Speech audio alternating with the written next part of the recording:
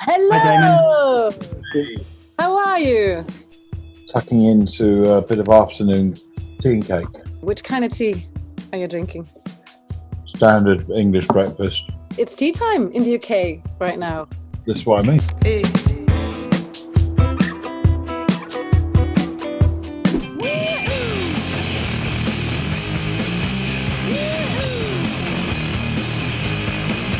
I ain't happy.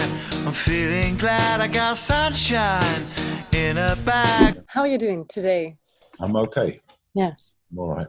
And this year? I'm just going to go straight for the elephant in the room. Well, I've had a very busy, productive year, to be honest with you. I've just got back from France. I was working on an opera called Le Vol de Bowie, which premiered last week. I was performing in it as well as a musician. I feel incredibly lucky to be able to put out an album and do an opera in a year like this. The only thing I didn't manage to do was another project I was doing that was inspired from working in Iceland, but I'll do that. Oh yeah, I remember you were going to play in Brussels. Exactly. Yeah, one thing that got cancelled. But apart from everything, COVID and everything. I have been so fortunate. I mean, that's nice. To be honest, worked for 6 weeks in Paris with 60 musicians from all over Africa and Europe, and no one contracted COVID. It's just miraculous, to be honest with you. Yeah. For that hour and a half each night, we kind of forgot that we were in this strange day and age. This strange year. Oh, you're so fortunate. Strange time to see the light. You have been able to come up with a title that has been so, how do you say that, prophetic? Is that a word in English? For this year, Song Machine, Strange Times. Did you come up with the title before? Or No. The title came, well, no, that's just Robert Smith. I just put a Z on it. Okay, that's nice. Yeah. I read in an interview that you said you have to be kindred spirits to be able to work with somebody in the studio. Does that mean that every single person that you collaborated with on the album is a kindred spirit? In one way or another. I mean, you know, obviously someone like Elton John was someone I grew up with. And then someone like Beck is someone that inspired me in the mid 90s when he made his first sort of lo-fi records. Someone like St. Vincent, someone I kind of picked up on latterly. Oh, well, then Lee John from Imagination. I mean, that was one of my first pop idols that I loved. Peter Hook, obviously, another of my heroes. And someone like Slow Tie is someone who hasn't been around for long, but I felt related to him immediately.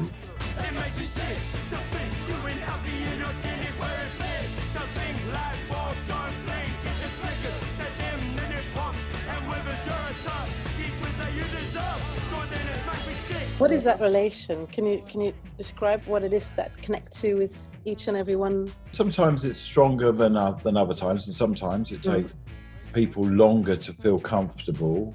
But you know, we always try and get to a certain point. If not, it wouldn't have been on the album.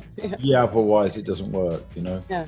The lovely thing about making music with people is that you sort of, that's it. You're unless something awful happens, you're connected for life and you're friends for life in one way or another. Even though it had to be on Zoom, or how did it work to record in COVID times? Because it's not everything up until after Pac-Man and Schoolboy Q, everything was recorded remotely. Does that change the result, according to you? Some sort of chemistry, I don't know. Not really. I thought it would, but it didn't seem to. Was there somebody that said no when you asked the question to work? Who said no? Morrissey said no.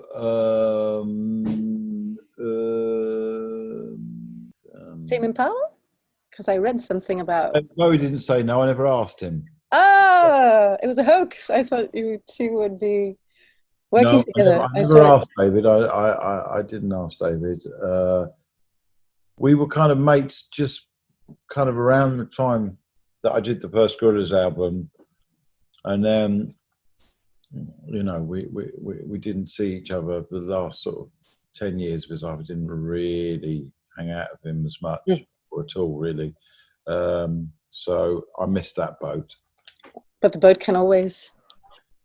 Oh, well, you know, David Bowie's influence on me is self-evident. So, I mean, whatever I do, there's a bit of David Bowie in it, you know. If you believe in string theory, everything's very deeply and inextricably connected. So, you know, being influenced by someone is in a way you're attached to their DNA somehow. You know, it's that Everything is more esoteric end of fitness. And it feels like I'm falling in again. I heard some 80s echoes, of course, since you worked with Peter Hook. That's one. But also in the song with St. Vincent, we're in the midst of an 80s revival. So I was wondering what your view is of that. I mean, Gorillaz kind of comes really in essence from my love of 80s synth pop. Mm-hmm. You know, just something I wasn't able to do in Blur because it was a conventional 4-piece band. Yeah. And that's kind of why I started Gorillaz in the first place, so that I could just play with synthesizers. Here we are 20 years later. Do you have an explanation why the 80s sound is so appealing to even Dua Lipa and The Killers and Arcade Fire and, you know? It's synthesizers, isn't it? It's synthesizers. That's what. It's not so much the 80s. It's the synthesizers and kind of, I don't know what that does something to pop music when it's if you play kind of like you're a band but with synthesizers, it always sounds good. A good tip for everybody who's... I've ruined it now. Everyone's going to be good. And that's the way I work with season 2. I just start and not really know what's going to happen. You know? That's nice. So you're going to continue this way. There's going to be a season 2, and who knows? If anything, this year has taught all of us not to... Don't plan ahead. Don't plan ahead, exactly. Exactly. I wanted to ask you about the French. How did that... I know. I mean, now... I could have done the whole song in French. 6 weeks of speaking French, I could definitely have done it. You know, it's got such a great feel to it, that song. And she's just, I love her. I've been working with her. She was in the opera as well. So I've especially spent a lot of time with Fatou this year, listening to her beautiful voice. It gives me something very special. And, you know, so I'm very lucky to work with her, to be honest with you. Am I going too far if I would ask you a demonstration of the song in French entirely? Well, yeah, it might be. So no. It's interesting because on the album, on the single, I pronounce contraband, but that doesn't rhyme with land. So I changed it for the album so that it was contraband, and then little detail, but I couldn't. It was doing my head in the way that contraband didn't rhyme with land. No, I'm definitely going to I think it's fair to say I probably will do a French language album at some point. Cool. Because I really like singing in French. Why? I just like it. I like it. I enjoy it. I enjoy I know as I've done an opera in French, so I've had a bit of experience now. Yeah. So I can't wait to hear it. I love Jacques Brel, and I love Edith Piaf, and Charles Aznavour, Aznavour, and all of that. I'm really into that chanson. That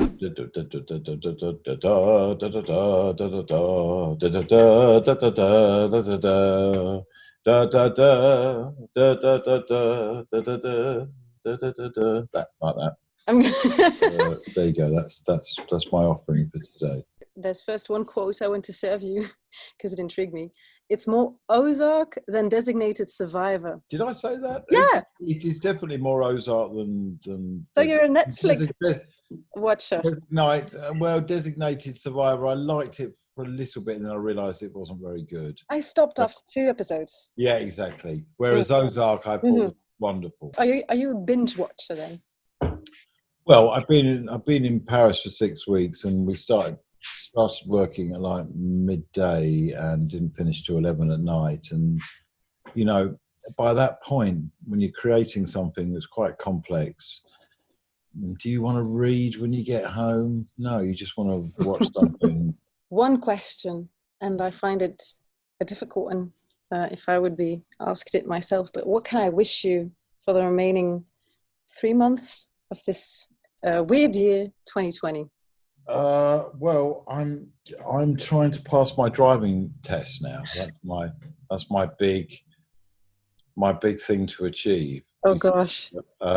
During lockdown, I spent a lot of time in the countryside, and I realised how much I love living in the countryside. But if you live in the countryside, you need to be able to drive, basically. So, I've got a test in a few weeks' time, and the best Christmas present I could get would be also for the missus. I have a boyfriend that still doesn't have his driver's license. I'm 52, so I really need to get on with it. You know? Oh yeah, you might want to crack on with that. But I mean, didn't care for it. I had a different life because I didn't drive, but it's just got to that point now where I need to be able to do that, to have any independence. Yeah, you might. I'm going to wish you a lot of luck with that. Thank you so much for the conversation. Enjoy the cake and the tea and the books. And next time, who knows, an interview in French entirely. Pourquoi non? Pourquoi pas. Adieu. Merci. Studio Brussel. Live in... Is music.